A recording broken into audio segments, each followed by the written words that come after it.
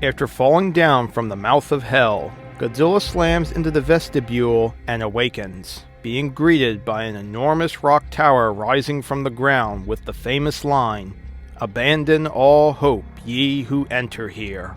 Godzilla destroys the tower and moves on, passing through 2 cities with alien architecture before coming across a nuclear reactor. Peering inside, he is ambushed by a grotesque demon resembling a pile of organs crawling out from the smokestacks. Godzilla dispatches the demon and moves on. On the horizon, an enormous cloud appears, made up of perhaps millions of souls, if not more, which are blown around by a tremendous storm. Godzilla walks through the cloud with difficulty, but is confronted in the eye of the storm by what appears to be another Godzilla. However, it's only a disguise for another demon, this time larger, who puts up a better fight. In the end, the demon attempts to devour Godzilla, which proves to be a mistake as a nuclear pulse destroys the demon from the inside out. However, the blast also weakens the ledge of Godzilla's current level, causing him to plunge off the ledge and fall deeper into hell.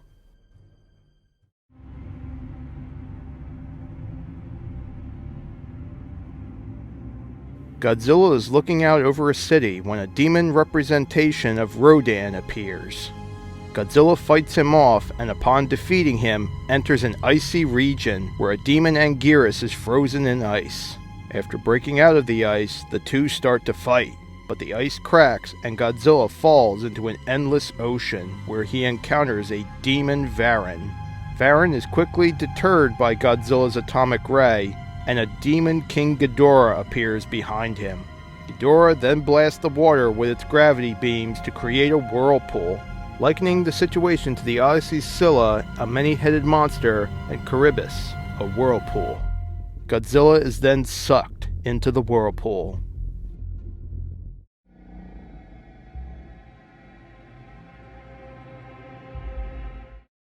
The world is in ruin, while Godzilla and SpaceGodzilla are seen fighting in Rio de Janeiro, where the flaming wreckage of Mongira and the remains of Kiryu's arm are also located.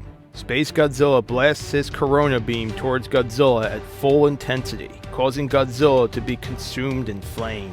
Godzilla withstands the attack and approaches SpaceGodzilla while firing his atomic breath at point-blank range, knocking SpaceGodzilla down. After roaring in victory, Godzilla fires his atomic breath directly at his downed foe, but SpaceGodzilla fires his corona beam back at Godzilla's atomic breath, causing them to lock and explode, destroying the entire Earth and killing both kaiju. Godzilla then wakes up in Purgatory, where he sees angels with Mothra's wings, along with God, who takes the form of a multi-eyed mountain with the body parts of several different monsters on it. The angels and God try persuading Godzilla to join Heaven's army, but Godzilla is not interested. After crushing an angel in between his hands, Godzilla is thrown into hell, where he lands in an icy cavern. There, he is confronted by a swarm of demons and a demonically enhanced SpaceGodzilla. SpaceGodzilla tackles Godzilla and holds him in place so the demons can go down Godzilla's throat and consume his heart in order to make him a permanent servant of hell. Luckily, the angels arrive and help Godzilla defeat SpaceGodzilla by giving him a powerful force field. After SpaceGodzilla's death, the angels try to persuade Godzilla to join them again, but Godzilla still isn't interested and responds by simply blasting through the entrance to heaven with his atomic breath. The angels and demons then begin worshipping Godzilla, which doesn't interest him. Godzilla then eats some of the angels and demons before continuing on his way.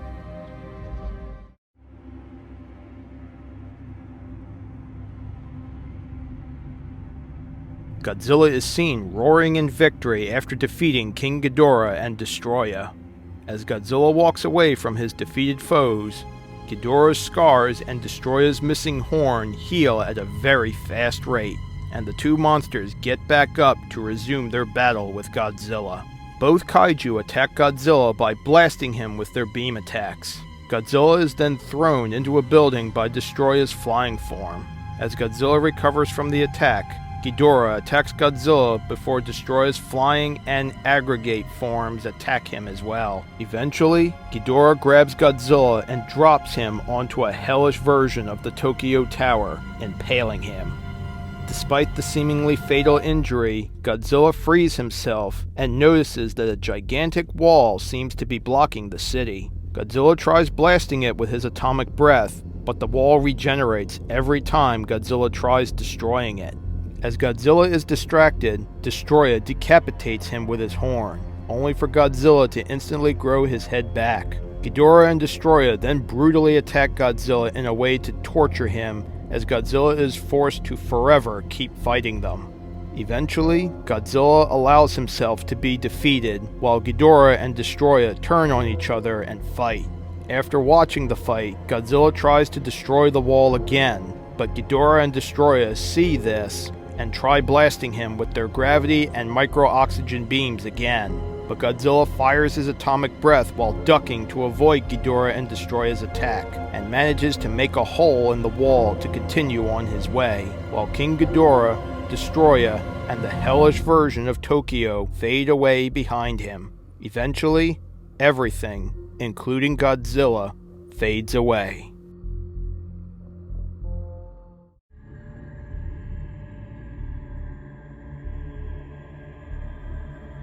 Godzilla appears from a white void, continuing to wander through hell.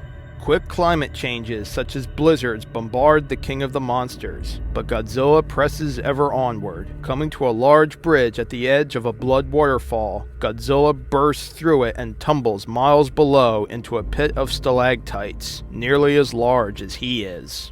Swatting some of the spires with his tail in anger, he moves on, unaware of vicious hellbats emerging from inside the spires. The hellbats quickly form a large swarm and follow Godzilla, who keeps the swarm at bay with his tail. Nearing the end of his journey, Godzilla comes face to face with his final trial, an impossibly tall mountain with swirling thunderclouds that completely dwarfs even him. At the top of the mountain sleeps the Hellgate Guardian, a massive demon guarding the entrance to the living world. Godzilla tries to blast the Guardian with his atomic breath, but he can't seem to get it out. Ever determined, the king of the monsters starts climbing the mountain to face the Guardian. The Guardian takes notice and causes a landslide to both knock Godzilla off the mountain and bury him under the rubble.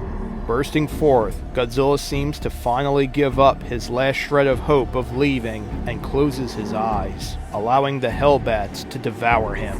The Hellbats, sensing Godzilla's submission, go in for the kill.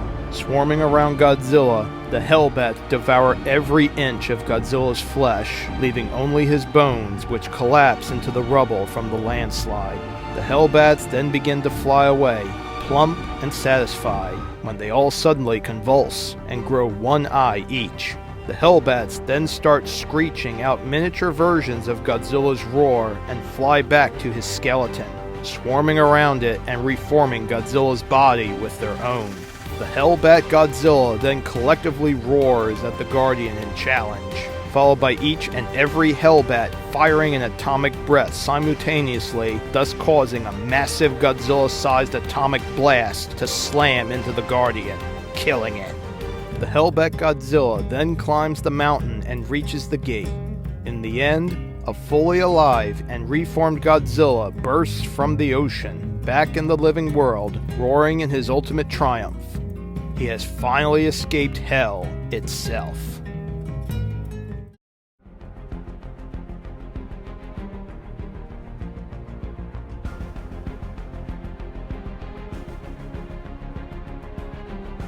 In the year 1954, Ota Murakami, a Japanese lieutenant in the JSDF, and his best friend Kentaro are leading a tank battalion deep into the heart of Tokyo during Godzilla's first attack on Tokyo. Upon encountering Godzilla, Ota orders all the tanks in the battalion to open fire on him, but their attack merely alerts the giant monster to their presence, and he quickly destroys all of the tanks with his atomic breath, save for Ota's, which has its radio antenna broken.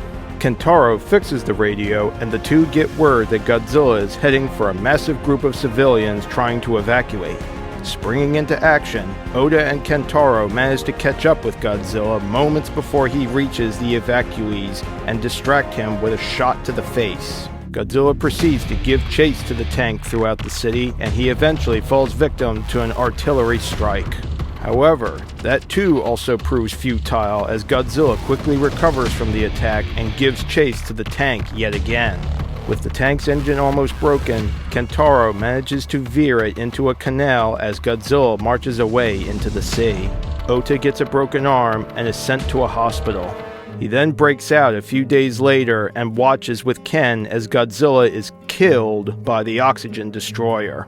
A few months later, Ota and Kentaro are given an order by a Colonel Schooler to hunt down Godzilla, who is seemingly alive and is wrecking chaos across the Pacific. Ota accepts, and so does Kentaro.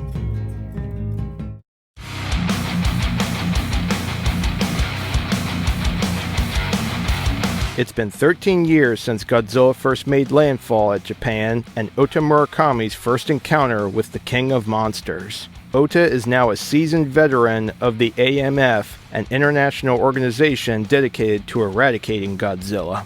Godzilla has mysteriously swung from his usual territory in the northwestern Pacific and is headed straight towards Indochina, where the Vietnam War is already in full swing. The AMF, blocked from entering the peninsula through North Vietnam, is forced to stop Godzilla north of Saigon. And an AMF's makeshift command post, an American general, Carson, working with the AMF, Carson plans to lead Godzilla into a mined bog where he hopes that Godzilla will be stuck long enough until a flight of B-52 Super Fortress bombers drop their loads of bombs on the monster. Colonel Schooler tries to tell Carson the futility of such an attack, but is ignored by Carson, who is arrogant enough to claim that there isn't a creature that walks this earth that can survive what we're about to unleash on that valley. Meanwhile, a battery of maser cannons is set on a hilltop by the EDF's eccentric Doc Randall, who claims that the said maser cannons can blast through a half-mile of solid granite. Kentaro is sent with Randall to operate the maser batteries. Schooler then has a discussion with Ota on why Godzilla would switch his territory so quickly. Ota can't think of anything, but guesses that Godzilla is chasing something. Acting on a hunch, Schooler leaves the command post via helicopter and leaves Ota in charge. Soon enough, Godzilla arrives and gets distracted by several tanks and helicopters, and soon enough, bumbles into mines that several engineers had placed 2 days prior. He then comes into maser cannon range and they open fire. However, the action is soon cut short when Viet Cong soldiers scramble out of a spider hole, and the hilltop where the maser batteries is on turns out to be Anguirus, who is awakening. Most of the maser batteries are lost. Meanwhile, Godzilla notices Anguirus and the two engage in a fight. The fight drags on for a while until Anguirus flees. This gives Ken and Randall the opportunity they need to hit Godzilla with the remaining masers. Unfortunately, the bombers that Carson had ordered earlier arrive and drop their payloads, obscuring the view for the masers and ruining the best possible chance for the AMF to defeat Godzilla. Then, as Ota laments over the situation, Godzilla suddenly turns for the sea. Meanwhile, Schooler is revealed to have found the reason of Godzilla's mysterious course change: a psionic transmitter.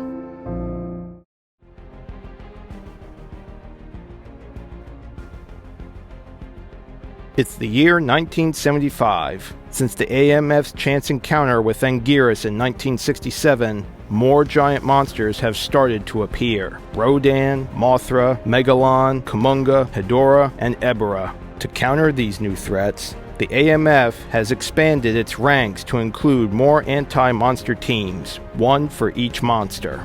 Now, all of the world's monsters, including Godzilla, have all mysteriously converged at Akragana and are causing massive damage to the city. Ota, Ken, Schooler, and the AMF's anti-monster teams have assembled at a half-destroyed hotel. Schooler notices that the power station across the city is mysteriously active. A decision is made to investigate it.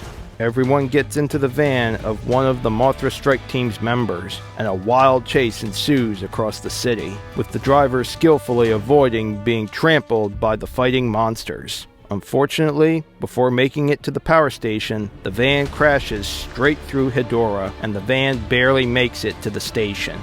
The AMF makes its way through the bowels of the station and knocks out 2 armed guards. They soon eavesdrop on the mastermind of the entire monster attack on the city, rogue AMF scientist Dr. Deverich, who created the psionic transmitter and is currently putting a newer version, the one that summoned the monsters, up for auction.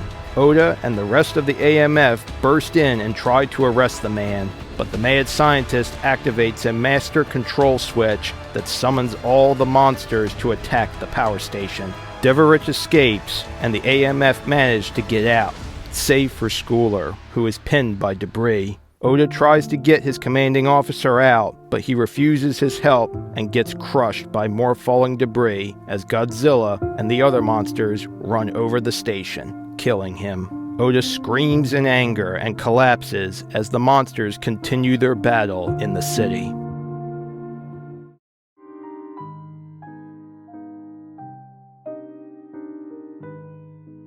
12 years have passed since the AMF's fateful day in Accra and the death of Colonel Schooler.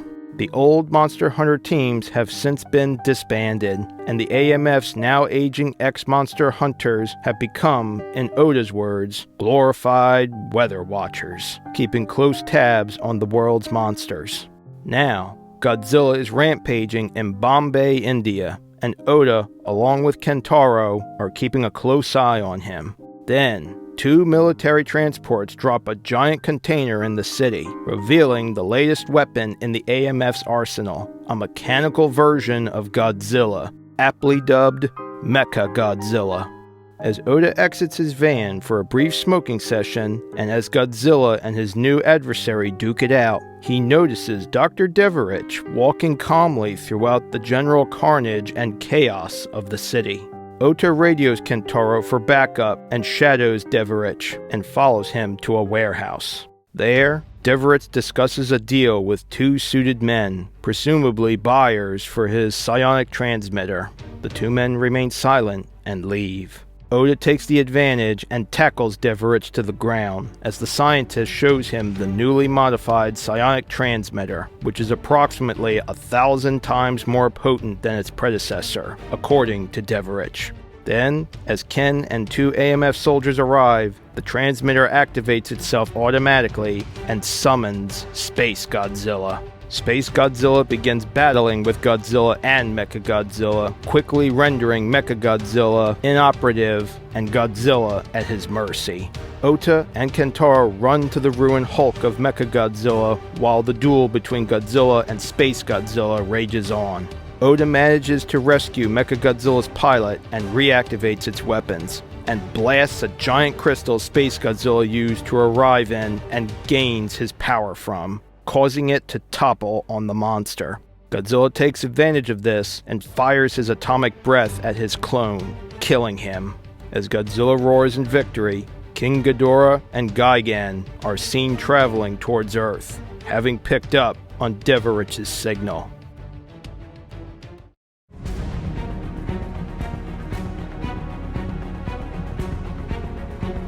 It has now been a full 48 years since Ota Murakami first clashed with the King of Monsters. Now, he, Kentaro, and the last of the AMF are faced with their biggest challenge yet, the 2 space monsters, King Ghidorah and Gigan. In the year 2001, King Ghidorah and Gigan, having picked up on Dr. Deverich's signal from his psionic transmitter, have laid waste to half the world. In a final gamble with the fate of the world in the balance, the AMF authorizes the use of an experimental black hole cannon, the Dimension Tide, and their latest Mechagodzilla, Kiryu. Ota and Kentaro are present at the final operation, taking place in Antarctica. The duo then visit Kiryu's pilot, Takeshi, and knock him out, since the duo have a plan to have Ota pilot Kiryu instead of Takeshi. Soon after this, Godzilla arrives, and Kiryu is activated. Godzilla battles King Ghidorah and Gigan, but being outmatched, falls quickly. However, he is saved by Kiryu, and to an extent, Ota and the two work together and fight the two aliens to a standstill. However, the Dimension Tide activates and the two aliens are sucked in at once. However, Godzilla stubbornly refuses to go in. Ota, via Kiryu, tries to push Godzilla in, but the King of Monsters proves to be far too stubborn and roars in defiance. As Kiryu takes heavy damage from the Dimension Tide, Ota nonchalantly laments on Godzilla's defiance and quietly pushes the Monster King with Kiryu, smiling as he does so. Ota and Kiryu are sucked in as the black hole collapses on itself. Meanwhile, the AMF forces break into celebration, except for Kentaro, having lost Ota, his lifelong best friend in the battle. He then finds a journal Ota had kept with him during his years fighting Godzilla. Out in the sea, where the battle between Godzilla, Kiryu, King Ghidorah, and Gigan fought, Godzilla's dorsal plates break the surface, implying that Godzilla has survived.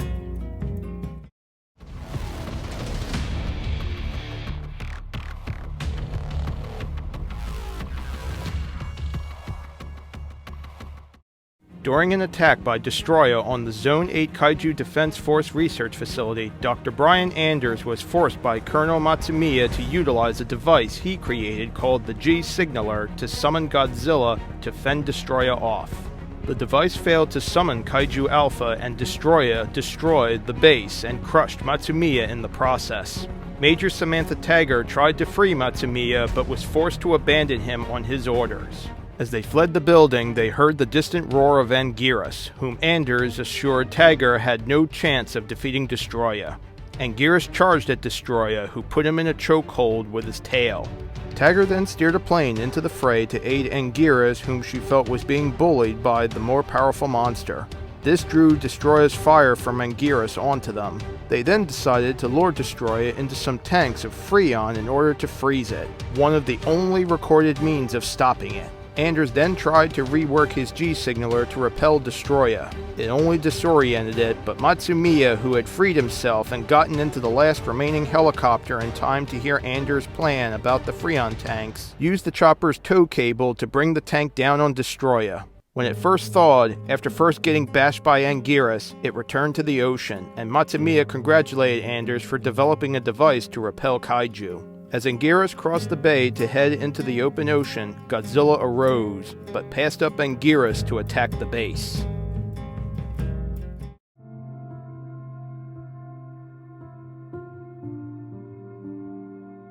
Camp Schwab, an American research base in Okinawa, was put on lockdown after an unsuspecting corporal brought a Rodan egg back from a hike. Dr. Holder was called to study it while the base braced for an attack from the circling monster. He was quickly informed that the egg would be destroyed before he could research it and grew violent. When he returned home to his son, Ethan Holder, he was hostile toward his son's pleas to remain home from school due to his constantly being bullied, and instead still lamented the loss of the egg.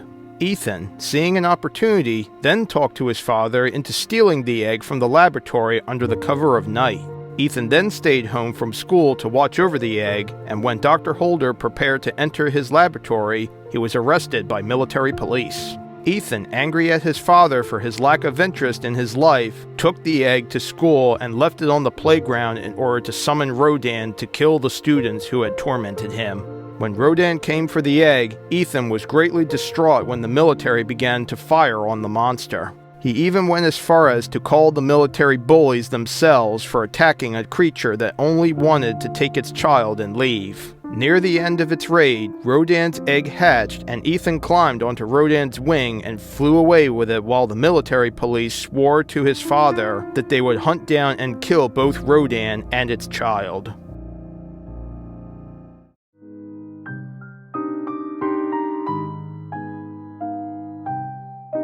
On a mission to collect more psychics for one of the United Nations-funded psychic schools, Mechagodzilla came across Tristan, who joined with no hesitation. He was taken with 7 other students to see Headmaster Mughal, who informed them that they were to be trained to access the minds of monsters to defeat them.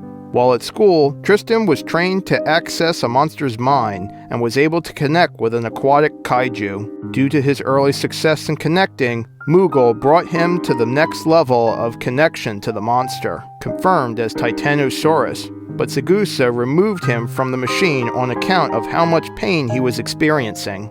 That night, Tristan dreamt of his parents in danger, and he traveled home after telekinetically blasting a path out of the Institute, but could not sense his parents inside, only after images of 2 figures in black dragging them away. He then noticed that he had summoned Titanosaurus and was horrified at the destruction he had unintentionally caused. While talking to Titanosaurus, a group of aliens appeared behind him and teleported away with him. Mickey and Mughal searched for the wreckage of the Institute, but were unable to psychically locate Tristan. Mughal then informed her that the UN considered the Institute a failure, and that the children were to be sent home. Mughal, who was really the leader of the Simians, took Tristan to his homeworld to help him control Titanosaurus, so that the monster could lead an invasion of Earth, alongside 2 Mechagodzillas. His best mimic, disguised as Miki, convinced him that the coming battle would be against the people who abducted his parents, motivation Mughal saw as essential to their success.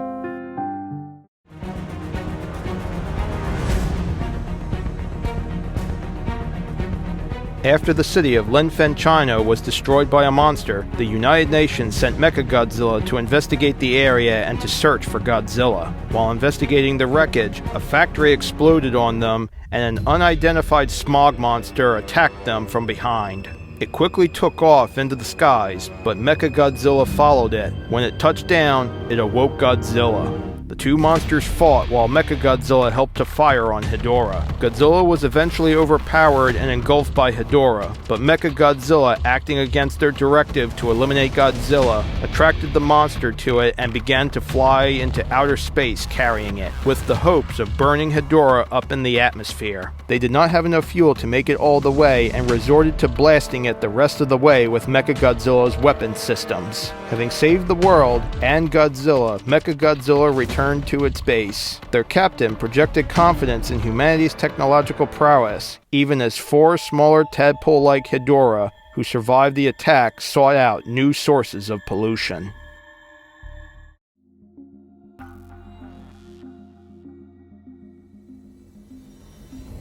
Famous thrill seeker Brian Allsworth was being interviewed about his life when he began to recount the tale of his encounter with Godzilla. After 10 years without a newsworthy adventure, the government contacted Allsworth to get him to climb up Godzilla to obtain some tissue samples.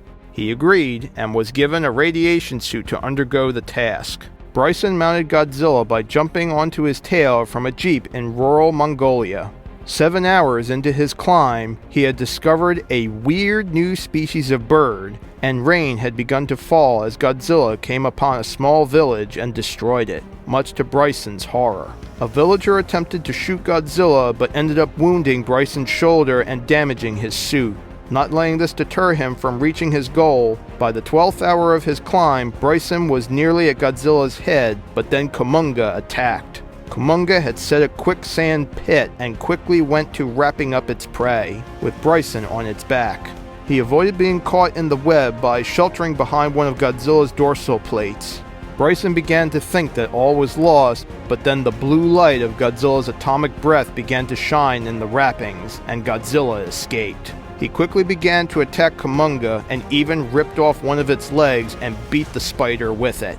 Kumonga then began to retreat, but Godzilla delivered the finishing blow with its tail. 15 hours into his ordeal, Bryson finished his climb. The radiation he was exposed to through the hole in his suit left him with cancer, but altered his outlook on Godzilla. He stopped believing that attacking Godzilla would defeat it, but rather understanding it. He attempted to share his point of view, but was cut short when his interviewer had to leave the studio to cover another Godzilla attack.